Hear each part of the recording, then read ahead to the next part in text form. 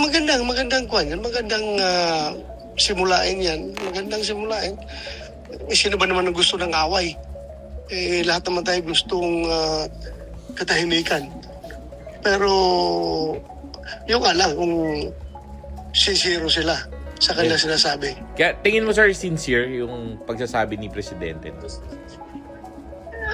I don't know dahil may experience ako sa kanya na sinabi, ibang ginawa. So mahirap ako sabi kung sincere siya o hindi.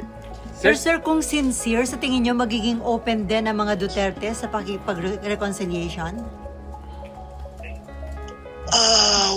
As I have said, wala naman sigurong gustong forever mag-aaway. Lahat naman tayo ay gustong tumahimik tayo at mamuhay ng matiwasay at makafocus sa kabutihan ng ating bansa. Pero sa lalim ng sugat na in-inflict nila sa amin, I think kailangan talaga ng extreme sincerity. Mm-hmm. Extreme sincerity, hindi yung pahapyaw. Hindi yung pahapyaw dahil as I've said, meron na kami may experience sa kanya.